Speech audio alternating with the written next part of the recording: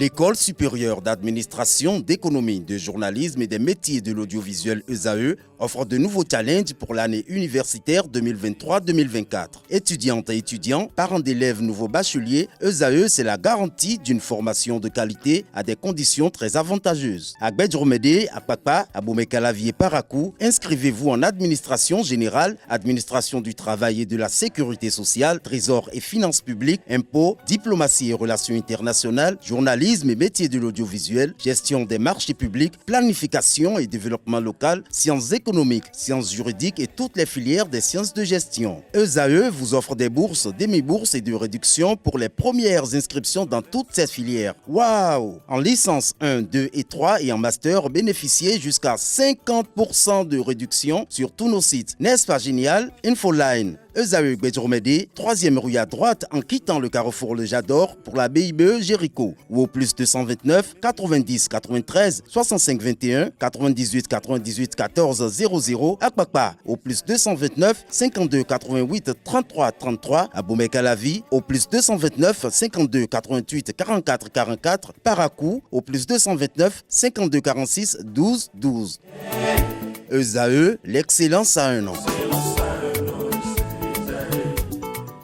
Mesdames et messieurs, bon après-midi, vous êtes sur ESAE Télévision, c'est votre émission ici, tout se raconte. Ce samedi, rémunération des tâches domestiques des femmes au foyer, et si on en parlait, sur ce plateau, j'ai avec moi Eugène Aguemon, leader d'opinion, bonsoir. Bonsoir Tatiana. Également avec moi, Luc Toupé, acteur politique. Bonsoir. Ce par qui nos malheurs viennent toujours, bonsoir. Bonsoir. C'est un jugement ou quoi? La seule femme, c'est Loïs Ballet, elle est coach de vie. Bonsoir Loïs. Bonsoir Tatiana. Est-ce que tu pourras tenir face à ces trois phallus? Oui. Le dernier panéliste, c'est Adebada, chroniqueur genre. Alors, moi, je vais me jeter directement dans l'eau. Certains estiment, chers internautes, que si on rémunère les femmes au foyer aujourd'hui, c'est la destruction de la famille. Luc. Oui, je vais d'entrée de jeu te dire que rémunérer la femme, c'est changer la valeur même de la femme. C'est lui donner un autre nom. C'est l'assimiler à une ménagère, à une domestique. Ce que je n'aurais pas, je ne veux pas faire à ma femme. Monsieur Aguemon. Oui Tatiana, ce débat fait déjà couler assez d'encre sur les réseaux sociaux. Dieu merci, les salives ne sont pas restées. Je sais que vous ne serez jamais d'avis avec moi, mais étant donné que je suis dans la société, je vis dans la société, ce débat qui vient d'arriver s'est fait dans les pays développés il y a très longtemps. Et les femmes françaises, par exemple, en 82 où on faisait ce débat, elles ont dit, n'y est pas question qu'elles n'ont pas besoin qu'on les défende. Et ça a été comme ça. Vous avez vu aujourd'hui ce qui se passe en France. C'est ça on veut amener chez nous, au Bénin. Là, il faut réfléchir parce que l'acte qu'on pose aujourd'hui, il faut pas voir que l'avantage, mais il faut voir les inconvénients dans les jours à venir. Moi, je ne souhaiterais pas avoir mes sœurs à la maison et je vais encore les garder chez moi, les nourrir avec leurs enfants. Ça va être problème pour vous. Loïs. Je suis pour parce que la femme qui a que activité son foyer doit avoir une somme que son mari lui verse à la fin du mois pour ses besoins personnels. Adebada, en quoi rémunérer une femme va droit à la destruction de la famille? Bonsoir aux internautes. Tati ne m'a pas donné la parole à l'entame de l'émission, mais je vous salue avant de commencer. Personnellement, je pense que instituer un salaire, c'est détruire la quintessence de la famille. On dit souvent, on ne se marie pas parce qu'on s'aime. On se marie parce qu'on arrive à avoir une même vision de vie. Et on se marie pour construire et essayer d'être les meilleurs intendants pour les enfants qui ne nous appartiennent pas, mais et nous avons le devoir de leur donner le meilleur de nous-mêmes. Alors, à partir du moment où j'instaure un salaire, c'est que ma femme est subordonnée. Ma femme, je peux la suggestir parce qu'elle a un salaire. Par contre, et ça, on dit le problème de la femme, c'est la femme, nous retournons la femme. Moi, j'ai eu la chance d'avoir une maman qui m'a éduqué comme femme. Mon papa aussi me donnait des bains, il m'a donné à manger, il m'a amené au cinéma. C'est mon papa aussi qui faisait la cuisine. Comme le donc, je n'ai pas eu très souvent le temps de faire la différence entre l'homme et la femme. Et Ma maman gagnait plus que mon papa en matière de salaire. Je ne l'ai jamais su jusqu'à mes 22 ans. Ça ne s'est jamais fait savoir à la maison. Mais ça n'empêchait pas papa de faire le ravitaillement qu'il devait faire et de faire plaisir. Vous m'avez dit, madame, votre maman n'était pas femme au foyer, s'il vous plaît. Je ne voudrais pas mentir de à l'âge. Votre maman n'était pas femme au foyer. Excusez-moi. Là, on parle des femmes au foyer. Je parle des femmes au foyer comme je parle de toutes les femmes. Non. En fonction... Non, ne désorientez pas notre débat. Non, je suis désolée. Ces femmes, on parle des femmes au foyer. Revenons au thème que vous voulez entendre, femme au foyer. Oui. Parce que c'est ça qui vous préoccupe. Mais la femme au foyer, elle a un rôle qu'elle joue. Elle me complète. Nous ne sommes pas subordonnés, nous ne sommes pas forcément égaux, nous sommes complémentaires dans la vérité. Celle-là, elle n'a pas besoin de me dire j'ai besoin de changer une partie de ma garde-robe avant que je le change. Parce que mon éducation me permet d'anticiper et de faire plaisir à mon épouse. Faire plaisir à mon ou à mes épouses, c'est un devoir. Une obligation. Une obligation. Donc, la femme au foyer n'a pas besoin de faire l'objet d'un salaire avant que l'homme ne joue pleinement son rôle. Un homme qui laisse sa femme au foyer démunie, excusez-moi, ne mérite pas d'être un homme et ne peut pas être appelé un homme parce que c'est un irresponsable. Alors, je me retourne vers vous, Monsieur Toupé. Est-ce que vous n'avez jamais songé un jour que si on avait un temps soit peu dit que être parent au foyer allait être rémunéré d'office? Imaginez un peu. Faites-vous cette idée? Non, mais ça se fait déjà. Non. Non. Être parent au foyer, oui. On allait être rémunéré. Non, ça se Est-ce fait que déjà. Vous aurez déjà eu... Tout le monde allait être parent au Voilà, foyer. tous les cas quand tu es devenu parent. Voilà. Mais pourquoi quand c'est la femme, ça pose un foyer, ça pose un problème? C'est- Qu'elle soit rémunérée, Oui. et en quoi, Rémunéré par qui? C'est ça le cela problème. va directement à la destruction de la famille. Parce que jusque-là, vous ne m'avez pas répondu. Je parle de votre exemple. Oui. S'il était donné de rémunérer, c'est-à-dire ceux qui sont devenus parents, tout le monde, même les plus imbéciles, seront devenus parents. D'accord? N'est pas femme au foyer qui veut. N'est pas femme au foyer qui veut, mais c'est qui peut. Et donc, à partir de là, n'importe qui ne peut pas être femme au foyer. Comme je l'ai dit à l'entame, et monsieur Adé l'a dit, le bon sens m'amène à connaître les besoins de ma femme et d'en venir. Je ne dois pas attendre. C'est-à-dire, quand vous demandez à ce que la femme au foyer ait un salaire, je suppose que avant que on ne parle de salaire, monsieur lui apportait à tout casser 150 000, sans compter tout casser. Dès que vous parlez de salaire, il a tenu compte de ce que lui gagne et il lui donne 75 000. Et elle vient lui parler de faire les cheveux un week-end, il dit non, tu as ton salaire. Vous voyez ce que cette femme-là sera, si vous faites bien attention, elle sera moins épanouie qu'elle était. Oui, je vous ai dit tout à l'heure, à tout casser, elle était à 150 000. Mais puisque c'est le salaire va tenir compte de ce que l'autre aussi gagne pour le payer le salaire. Alors que l'autre part par le passé disait non, je ne tiens pas compte de ce que je gagne, mais de notre mieux vivre, de notre besoin à tous. Et il se permettait peut-être de partager en deux pour lui permettre de vivre dans ça. Mais dès qu'on va parler de salaire, il va dire, ah, c'est tant. Et désormais, si je lui verse un salaire, c'est que c'est dans ce salaire va participer à la contribution des enfants. Donc, autant ne pas aller à ce niveau-là. Laissez les hommes gérer leur foyer, chacun selon la spécificité de son foyer. Et éduquer mieux, puisque ma mère dit toujours, un homme bien, c'est une femme qui l'a bien éduqué hier. Monsieur Aguemo. Oui, Tatiana, vous imaginez un peu combien de femmes au foyer il y en a au Bénin? Un.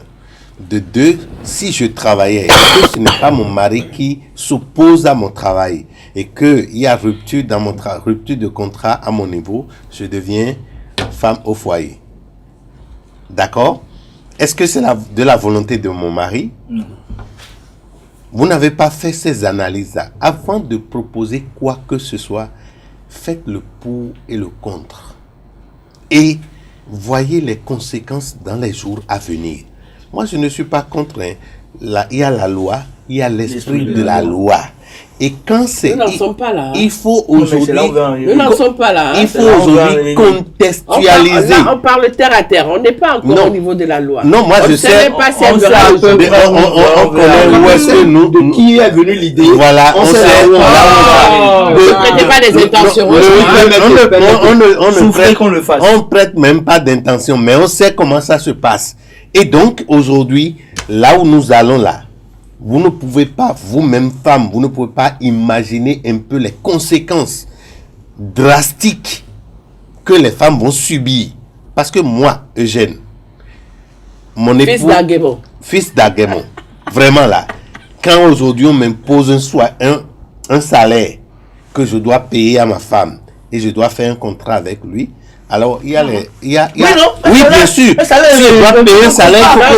Non, c'est pas... alors- Bien sûr. Monsieur Bada, vous n'avez pas la parole. Là, il faut la... Là, c'est monsieur Bada, vous n'avez pas la parole. La forme, Non, le fond.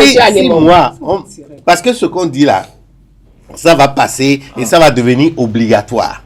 Et moi, je vais signer un contrat en bonne et due forme avec mon épouse. Ce qu'elle doit faire, je sais. Ce qu'elle ne doit pas faire, nous allons tous définir. Et les manquements sont détaillés. Et l'obligation, moi, si mon épouse, je lui paye un salaire, si elle charge le téléphone, elle doit payer l'électricité. Ah oui? Si elle repasse son habit, elle doit payer. Ah oui, hein, parce que maintenant, c'est 50-50 ou rien. Ou elle passe chez C'est elle. vous qui Alors, faites je égalité. me retourne vers vous. Loïs, vous les avez écoutés. Vous, en tant que femme, est-ce que, en quoi la femme, rémunérer la femme au foyer peut conduire à la destruction de la famille? Vous les avez tous écoutés, hein, ces hommes-là.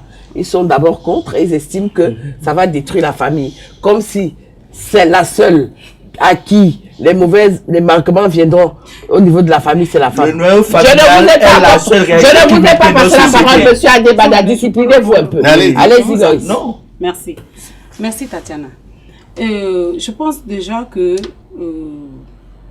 j'ai pris le temps d'écouter nos messieurs, nos chers messieurs, nos chers hommes. Luc est jeune. Voilà. Et j'ai compris avec passion. C'est que le sujet les touche particulièrement. Ils sont vraiment touchés par le sujet. Et c'est normal. Je pense que c'est d'ailleurs même normal que ça vous touche parce que on est en train de parler c'est un peu comme si on vous oblige. C'est comme si on ne mesure pas la responsabilité que vous avez vis-à-vis de vos femmes. On ne mesure pas l'efficacité de votre responsabilité. C'est même une humiliation. Je peux finir?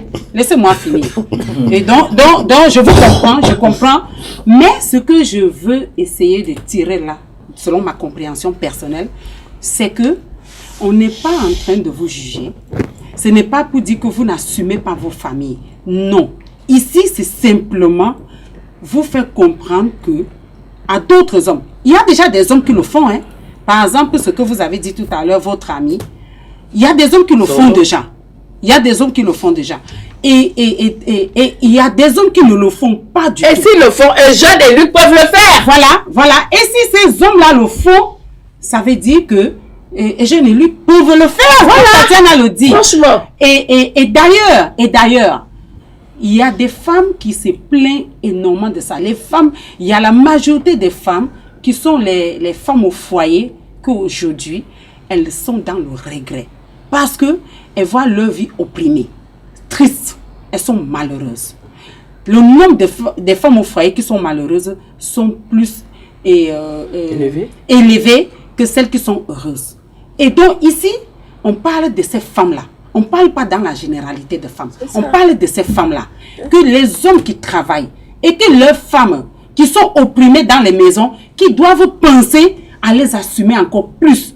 Parce que ces femmes-là sont malheureuses. Et je ne vois pas en quoi ça va détruire la famille. Donc on fait appel à un homme d'assumer ses responsabilités. Voilà.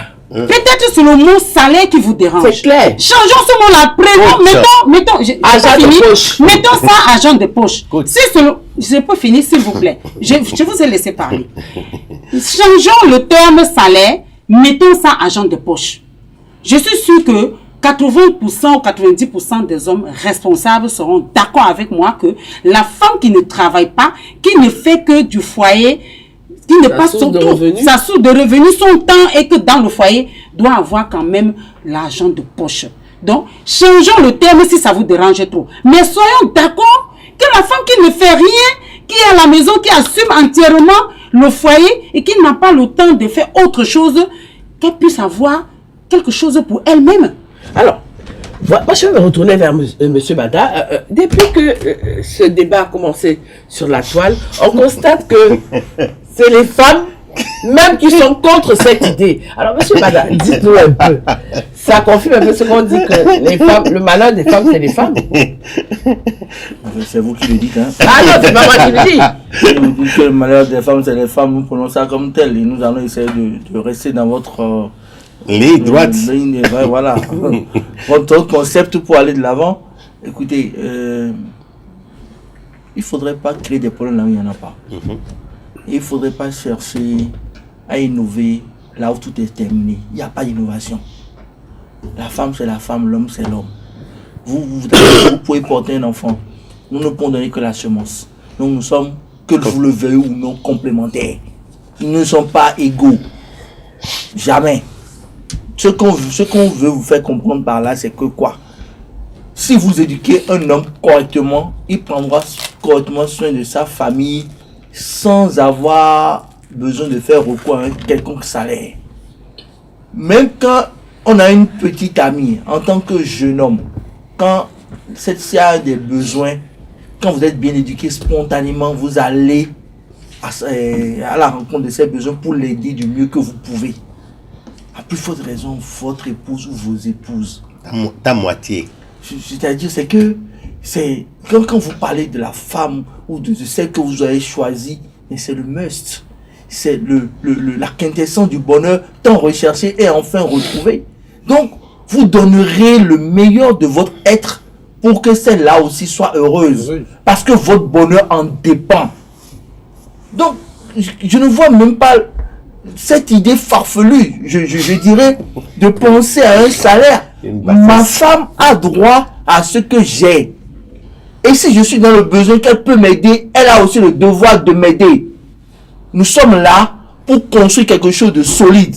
Et nous sommes dans une société aujourd'hui où l'une ne peut se prévaloir d'un seul salaire et aller de l'avant. Maintenant, si c'est le seul salaire que j'ai qui est suffisant, que ma femme est femme au foyer, parce qu'elle veut sauvegarder notre famille, donner une très bonne éducation à nos enfants, c'est le devoir de m'en occuper. On n'a pas besoin d'instituer un salaire pour que je puisse m'occuper de ma femme. Alors, Monsieur Toupé, aujourd'hui, il y a selon bon nombre de personnes, certaines femmes choisissent de plus en plus de devenir femmes au foyer parce qu'elles veulent hériter plus tard. Est-ce que vous êtes forcément d'avis?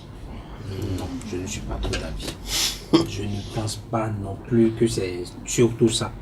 Je pense plutôt que celles qui veulent être femmes au foyer ont pris conscience que pour une société meilleure demain, il faut être là et éduquer réellement les enfants. Voilà. Vous me permettrez juste, j'ai rencontré il y a de cela 6 ans ou 7, une petite fille. Elle venait, c'est-à-dire dans un collège privé catholique, je m'excuse de préciser. Cette fille, tous les matins, on la voyait sortir un billet de 5 000 pour ses besoins, pour son truc. Un jour, je l'ai fait venir, j'ai voulu comprendre. À peine elle avait 12 ans. Ça me fait un ticket que c'est toujours un billet de 5 000 qu'elle sort le matin pour commencer par. Elle m'a dit, oh, papa et maman ne sont pas là, ils vont tous. Donc, on me dépose de l'argent sur la table. Et quand je prends, je fais ma journée. Est-ce que vous êtes sûr que l'éducation de celle-là? Non. Je ne veux pas les juger. Mais c'est risqué. Parce que c'est la société, c'est les amis qui vont l'éduquer pour eux. Donc, c'est pour ça, quand une femme décide d'être au foyer, c'est pas toujours pour hériter ou pour un besoin financier. Mais parfois, c'est pour ses enfants. C'est pour avoir une meilleure société. Alors, monsieur Aguemon, dites-moi un peu, vous qui côtoyez les femmes, hein, je rappelle que vous êtes coordonnateur de l'ONG Action Sociale. La femme au foyer a-t-elle un statut? Si oui, lequel? Oui. D'abord, du fait que elle accepte épouser un homme, il y a déjà un contrat social. Donc, statut est défini clair. Maintenant, quand nous venons à ce problème par rapport à la préoccupation, votre question à M. Toupé, et si un homme payait ce salaire-là pendant sa vie et il mourait, est-ce que cette femme-là aura droit à l'héritage? Ça, c'est une préoccupation parce que tu as travaillé sous moi, je t'ai payé tout le temps, je donne mon héritage à qui je veux. Moi, je ne peux pas te laisser mon héritage parce que tu n'as même pas été mon épouse, tu as été mon employé que j'ai payé. Donc c'est comme ça que vous voyez ça? C'est comme ça. Aujourd'hui, rentre dans la société, tu vas comprendre. Moi, je trouve que c'est une bombe à retardement. Si nous travaillons, nous essayons d'importer sans contextualiser, les conséquences seront drastiques et vous n'allez jamais oublier. Vous allez penser, ce qui est sûr, il y aura les archives auxquelles vous allez faire référence pour comprendre que ce que nous sommes en train de dire, ce n'est pas pour défendre l'homme, mais c'est pour défendre une cause, la société. Travaillons pour le bien-être des femmes. Sans toutefois être épanouie, sans toutefois être rémunérée, est-ce qu'une femme au foyer peut véritablement être épanouie? Oui, déjà, je vais revenir sur les propos de Monsieur Aguemon. Et je réitère encore les mots. Ici, vous avez tellement pris que vous voyez déjà des contrats, vous voyez déjà un salaire fixé, des trucs, vous avez mis les organes dans cette affaire. Je ne pense pas qu'on est arrivé là. Si on en arrive là, je pense que nous tous, on va dire ce n'est pas possible, ça ne peut pas marcher. On n'en est pas encore là.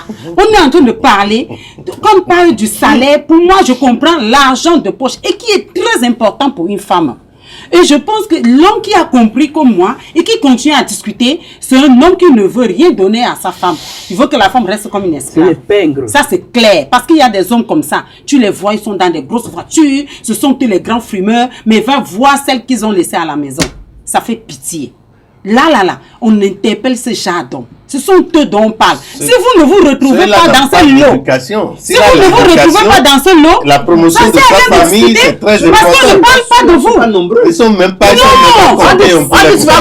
dit souvent qu'ils sont dans la pourrie toutes les dents de la mort. Ils ne sont pas nombreux. J'ai des exemples ici. Quand c'est vous, c'est non, ou bien. Quand c'est vous, c'est non. Ce qu'on fait maintenant, vous ne pensez pas qu'on travaille pour il serait mieux qu'on développe la masculinité positive. Attendez, vous n'avez pas la parole. Allez-y, Loïs. Donc, je pense que ne prenez pas les choses dans cet angle-là. Vous êtes en train d'aller un peu trop loin. Vous mettez trop les organes. Oui, vous mettez les organes dans ça. On n'est pas encore là, je vous assure. Sinon, nous tous là, on serait en train on va combattre avec vous. Là, on n'est pas là. Nous sommes en avance. Non, c'est pas la peine. C'est même pas la peine. Moi-même, je suis femme. Là où on va arriver. Sans une quelconque rémunération, est-ce que la femme au foyer peut être épanouie? Bien sûr. C'est pas à vous que j'ai demandé. Je peux dire oui ou non. Oui, dans ce sens que si le budget familial lui permet de gérer et tirer son épingle de jeu, d'accord.